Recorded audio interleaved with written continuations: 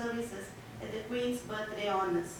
I request Professor Nirmala Rao Garu to address the gathering.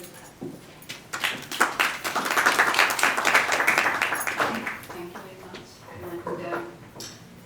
And, thank you all. I really am honoured to join you to commemorate the International Women's Day. But before I go any further, I just want to thank Padma and her team for organising this so efficiently. And really, thank you very much. And Sangeeta, of course, thank you for providing UKTA with all the facilities to celebrate the special day.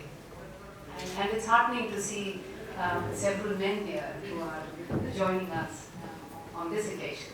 And we all feel particularly proud of where we've got, yes, from Rigveda times or even perhaps the last 100 years. I hope, what I hope to do, and Sangeeta did give some very good pointers, and I hope to expand on some of the issues that Sangeeta raised about women aspiring to be in leadership positions. And I hope in so doing, I don't come across as women who are complaining about not advancing in the difficulties. But these are the realities of the position we women find ourselves. And we are not using this as an opportunity, as I said, to complain more about our position, but just as it is. International Women's Day was first celebrated over 100 years ago by working women in the United States. But the idea was quickly picked up and carried forward by women around the world.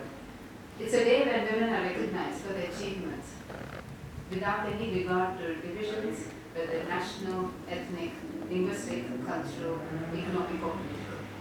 It's an occasion for looking back on past struggles and accomplishments, but more importantly, for looking ahead to the untapped potential and opportunities that await the current and future generation of women. And this is what we hope to do this evening.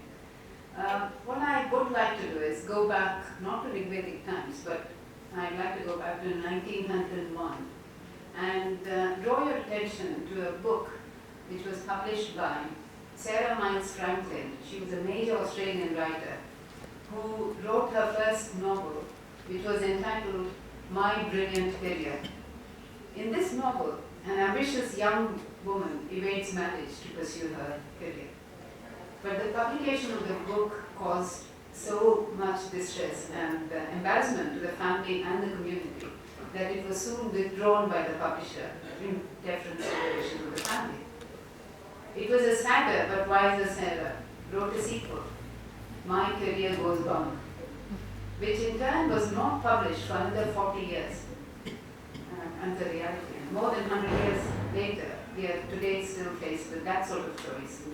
Women continue to find it difficult to reconcile their private lives and public works, as Sangeeta pointed out, as they seek to pursue their ambitions to advance. But the conflicts today are more subtle and not as stark as they then were. Today's focus on women's leadership seems to be a logical progression from the commitment to women's empowerment made by many development organizations throughout the world in the late 1980s and particularly in the early 1990s. We have moved on, much has changed. The increasing prominence of leaders like Ali Fiorina, Hillary Clinton, Condoleezza Rice, Sherry Blair, and more recently, Indira Krishnamurti Noe, current CEO of PepsiCo, Mary Barra, due to become the first CEO of General Motors, just to name a few, underscores the important changes in gender roles in recent years. In many countries, the number of women elected to local councils or national parliaments has increased. There are more women MPs in the UK than there were a decade ago. Over 30% of elected members of parliament are female in countries such as Finland, Denmark, Norway, Sweden, Iceland, Germany, Netherlands, Scotland, and South Africa. In Sweden, there are more female than male government ministers. The idea that it's necessary and desirable to have a significant number of women leaders in politics and public life has blossomed in recent years. It is, of course, true that in 1999, when Kali Fiorina assumed leadership of Hewlett Packard, she announced, I hope that we are at the point that everyone has figured out that there is not a glass ceiling. But 7 years later, I don't know if you remember, but in her memoir, setting out her highly debated public expulsion from HB. Fiona recounted endless examples of the sexism she had earlier denied. That just about captures, I think, contemporary ambivalence about women in leadership. A recent study showed more than 90% of surveyed Americans are willing to vote for a qualified female presidential candidate, which is up from a third in the 1950s. Yet only half think the country is ready to elect one. Likewise, for more than 2 decades, women have been earning about a third of the MBAs awarded, for example, in the US. Yet they constitute only 2% of Fortune 500 CEOs and 8% of top leadership positions. For almost a quarter century, women have made up more than 40% of new entrants to the legal profession. But there's still less than 1/5 of law firm partners and Fortune 500 general counsels.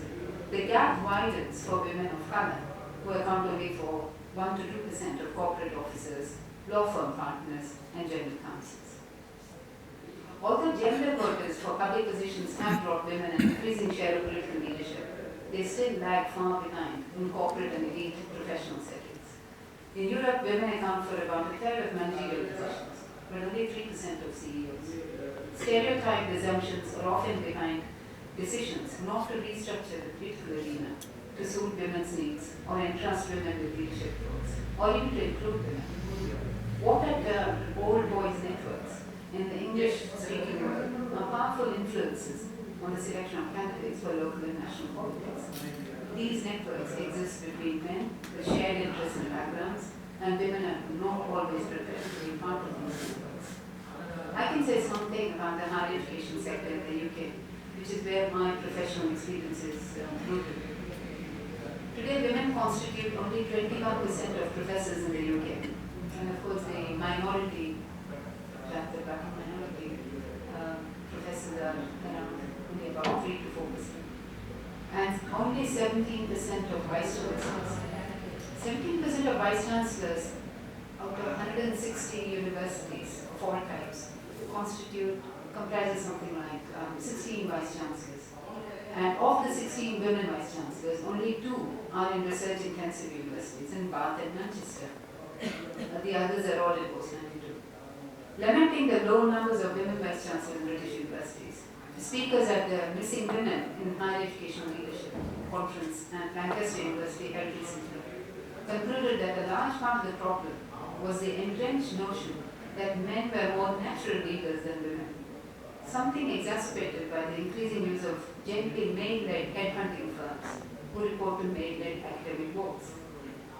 I also understand that interview panels often offer the view that female candidates are not quite ready, but the same comments are not made about them. And I have to say I can confirm this because I'm often on appointment panels quite regularly. And it is a remark that I myself have come across the male member of the panels quite often making that observation about them. Women's underrepresentation in leadership positions is at least partly attributed to traditional gender expectations and practices.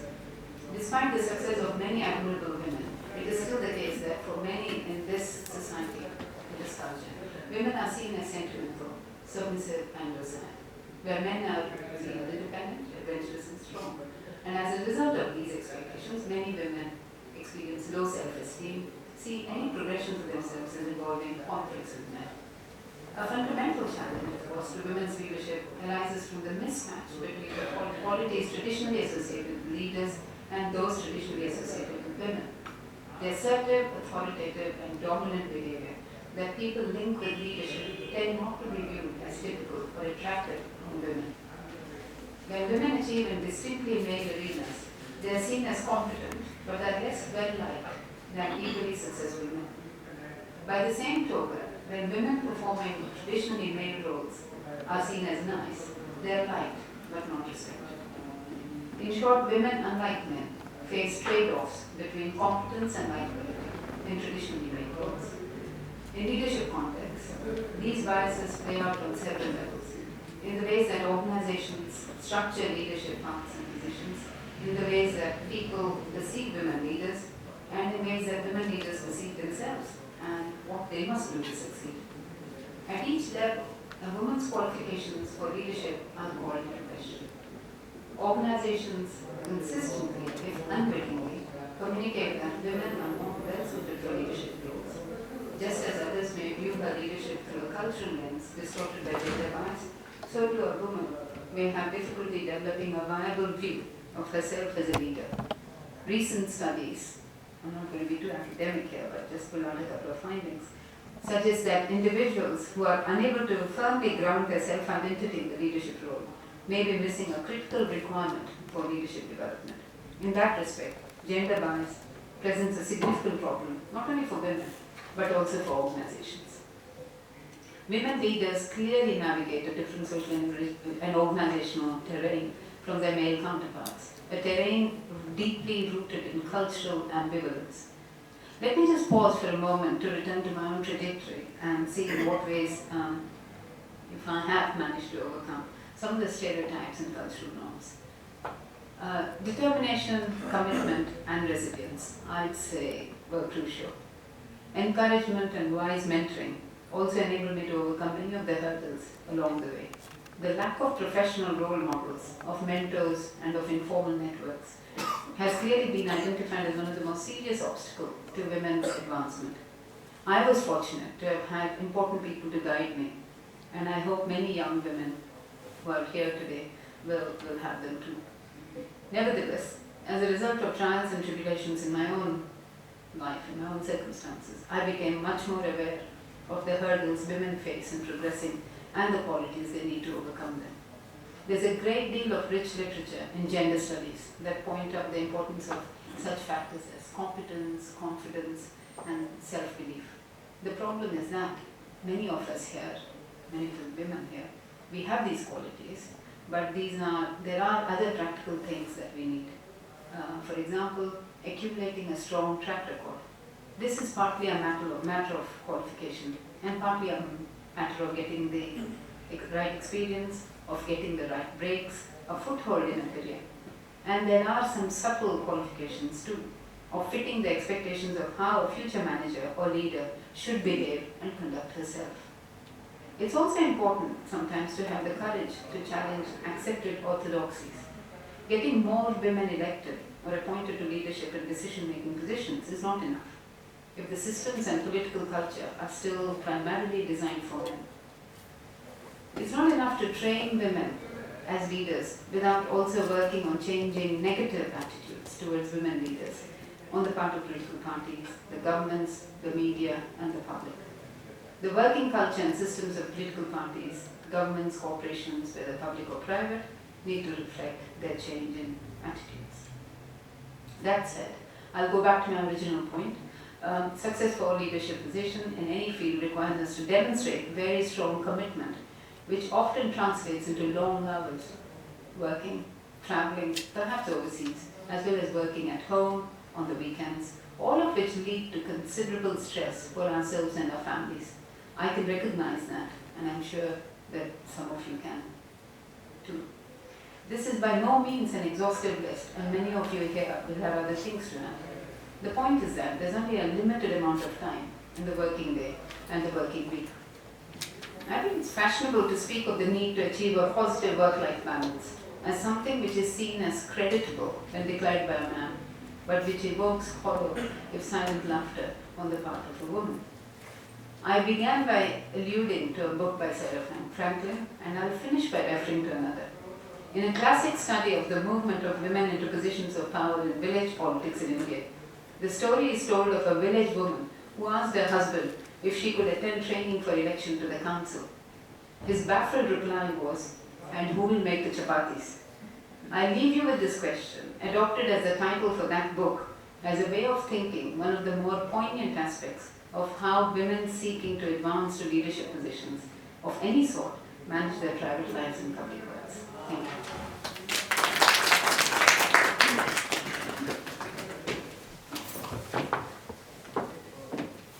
Thank you, Nirmala. Our next speaker, Dr. Ramabala Vayuru, King College Hospital NHS Trust, Honorary Lecturer, School of Biomedical Sciences and Medicine, King's College London, author of Handbook of Medical Emergencies, contributed articles on cardiac disease in reputable magazines like Telugu Vidyarthi, several radio talks on heart disease prevention and treatment, live phone-in advice on radio and television, medical advice on telugu1.com.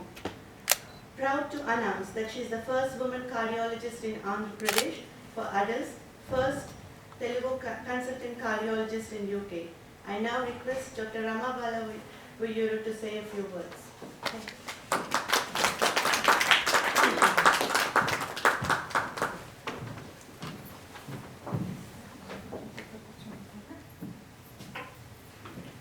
Good evening, thank you very much. Let me first thank UKTA trustees Padma Kili and Madam Sangeeta Babdu for giving me this opportunity to share some of my thoughts with you. I'm not a big orator, so I'm taking the help of a PowerPoint presentation to guide me through. I like this definition of leadership. Leadership is the art of motivating a group of people to achieve a common goal. When we think about leaders, we think about political leaders, we think about movement leaders, we think about charismatic people. But leaders are there in every field, be it education, be it village politics, be it thought leadership, which changes our attitude. So who are not charismatic, who cannot come in front of you and speak to you, but they are leaders because they are changing, they are motivating, they are leading you towards a goal. Well, Professor Nehru alluded to this. The qualities of leadership have always been seen as a male characteristic. What are the qualities of leadership?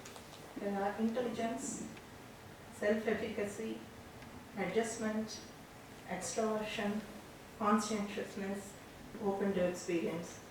They are present in every woman. Every woman is capable of each and every quality. But the qualities need to be applied and highlighted in the right time, the right place, and the right cultural climate. We have to change our attitudes and apply our characteristics according to that.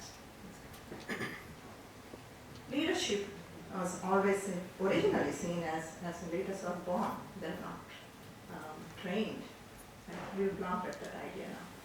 That is because leaders were kings, royalty. So the type of leadership is autocratic. I will say this, you have to follow me. That is kind of leadership there was. Then with the evolution of democracy, that changes to more participative, more charismatic, like freedom fighting and the freedom struggle in India. They were the charismatic leaders. They inspired people to follow them, to give up their livelihood, give up everything and sacrifice. Those were the charismatic people. And like Abraham Lincoln was a charismatic leader. But now it is more of in a democracy, it's more of participating leaders. You take your views about, act on them, develop you. Whereas in corporate sector, it might be a different kind of leadership. Mostly participative, but it could be less affair. Just free reign, like Google. They let you do what you want. They encourage creativity, free thinking. That is kind of leadership that sector needs. In a production one, it has to be task-oriented. You have to produce so many things by this time. That is how you have to act. So one type of leadership doesn't suit all. Okay. But what is universally acknowledged is what is not desirable, the narcissistic, the egotistic, the self-promoting leadership, or toxic leadership where they, actually destroy people. They try to humiliate people. That is the kind of leadership we do not want. We do not want to encourage.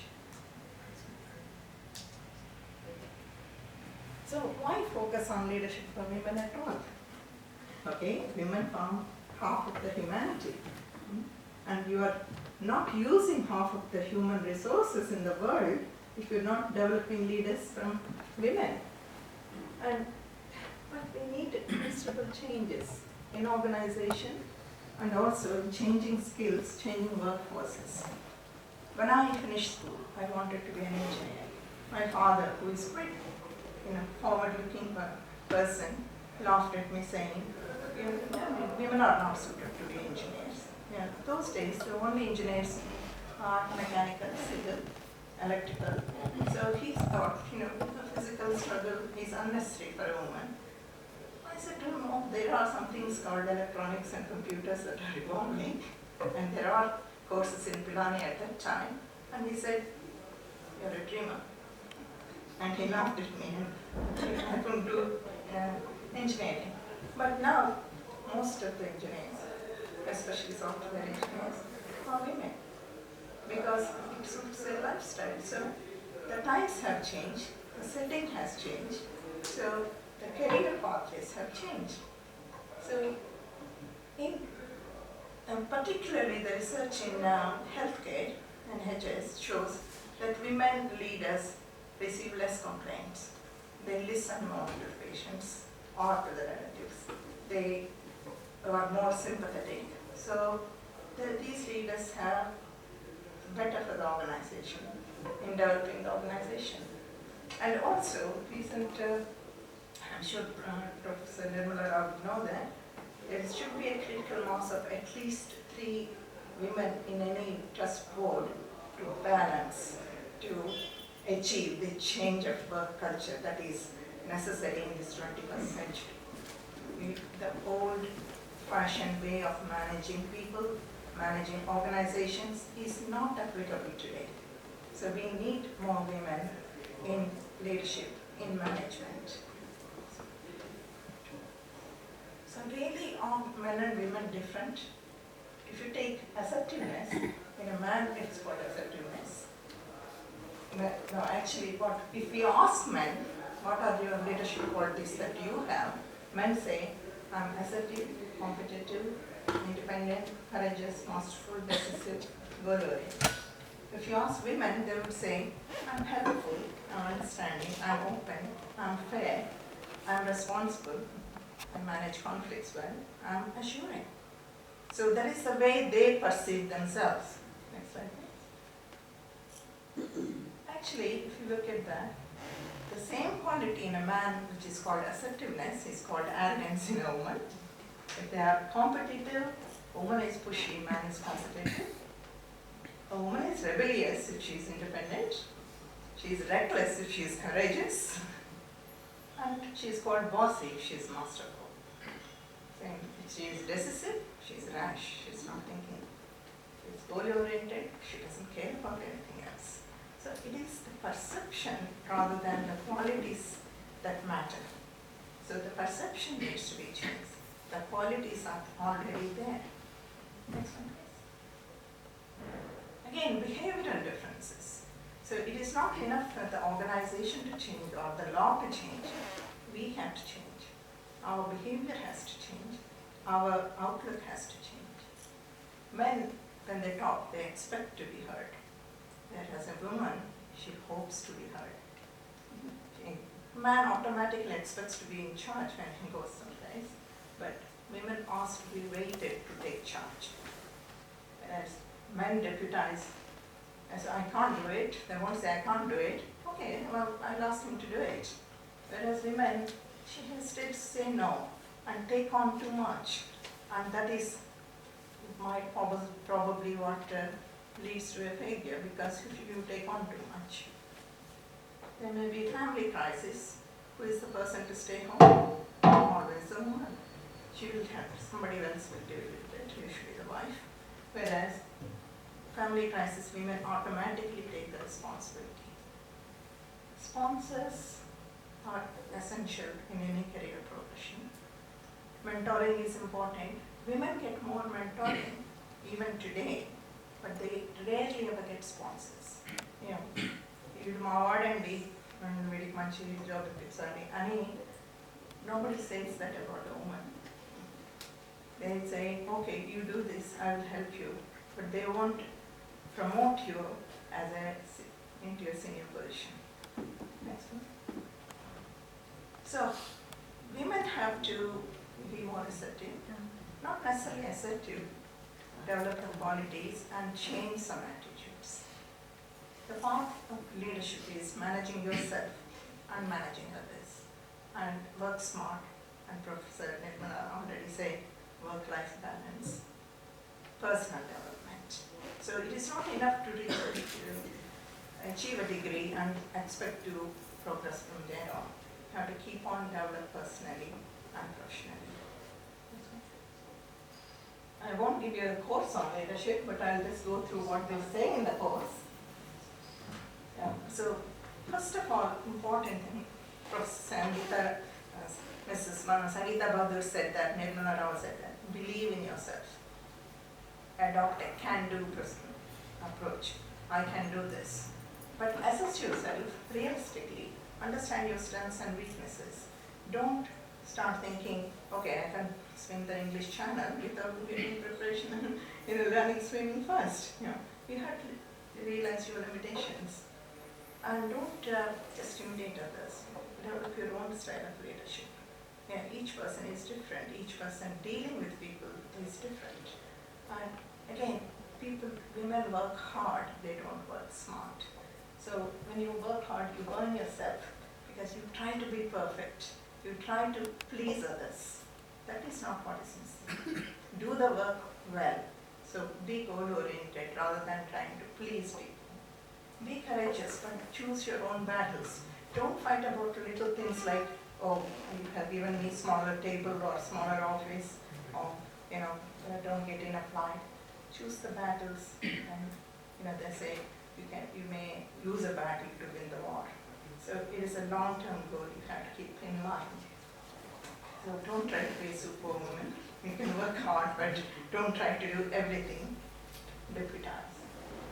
Don't undervalue yourself. That is the most important. Especially Indian women. They have always been told since they were children that you are a woman. You have to be subservient. You don't know anything. You can't do this. You can't do that. So don't undervalue yourself. Rise above it. And even nobody says that you have done a good job. When you know you have done a good job, pat yourself on the back. Next.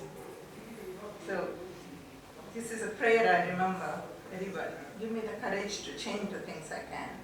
Give me the serenity to accept the things I can't. Give me the wisdom to know the difference. So there are many things that are not under our control. If you are mystified, if you don't progress, there are outside influences that you can't change.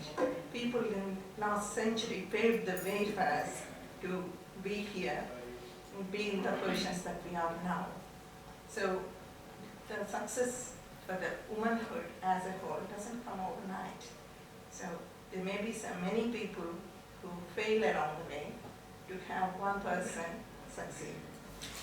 If you read Bill Branson's book, The History of Everything, he mentions so many scientists who have contributed from everything from atomic science to astronomy, whose names nobody ever heard of. For every Marie Curie, there are hundreds of women scientists who were never recognized. Next one. So managing others is be a good role model. So you have to be good at what you do. You have to be punctual before telling others to come on time. But build a great team. Many times we don't choose our team. We are given a team, especially in bureaucracies. But identify people who are good, nurture them, and be more friendly with them. And most important, integrity. Be honest. If you promise something, deliver it. If you can't do something, don't hesitate to say no. Don't try to please and say, okay, I'll do it. Just be upfront and say, no, sorry, this is something I cannot deliver. Teamwork and your own judgment. Rely on yourself. And most important thing is communication. So that is the key of a good management or leadership role. Work smart, okay. It might be, especially when you are in a higher position in the career, it may be useful to get a good secretary, even if you have to spend more money. It takes the stress off you. It helps you really, keeps you sane, keeps you healthy, keeps you improve your communication skills. You know, if you don't know computers, go do a course and try to improve it. Use technology, so it makes life easier, and dress the part. You know, current I'm one band is better. So if you are going into a leadership role, be there, see what they expect them you to be dressed as, be smart, be clean, and you know, like simple interview skills we are all told. You know, don't smell of garlic, simple things like that. They make a difference. They give them a different perception when you approach them. Work-life balance is, it's not easy. It is always, you know, you say, okay, you talk about it, that's fine. It is just relaxing a little bit, away from work, away from the family commitments. It doesn't have to be going out and doing skiing or swimming or something. Read a book that you like. Listen to the music. Yeah, you can do that while cooking or doing something else. You know, it doesn't have to be, it really relaxes you. Choose something that you enjoy. It doesn't have to be something different. It doesn't have to be a holiday like the Westerners think. You know, just spend an hour with your close friend. Yeah, that's all you need. And balance the priorities. You can't do everything. Try to get, just as you develop a network at work, get a network at home, people who can rely on. There is a crisis, somebody will come to you and help. These people, these networks make all the difference in life, and they help you progress in your career. It is time well spent, well invested, if you want to say that way. Again, it changes, and where you are. And if you have a young child, your priority will be that. Your grown-up child, don't hang on to them, don't over-nurture them. Yeah, let them go and look after yourself. You are never too old to develop a leadership role. This is what I show sometimes in an exercise test when we are checking for heart disease. Men are put on treadmill, and traditionally people say, oh, treadmill is not a good test for women. I said, yes, that's because they multitask. They are doing so many things. You have to make it more realistic to bring out their stress. In fact, we can put up with more stress than men. Next one. And as I mentioned earlier, mentorship, or very few people get sponsorship, but mentorship is available in every area. Find a role model, see how they do, how they have progressed, follow their careers, and go and ask for advice. Learn from other fields, not just yours. Any field, the qualities of leaderships are the same. And most importantly, grab opportunities. Sometimes opportunity to become progress in your career may knock, that it may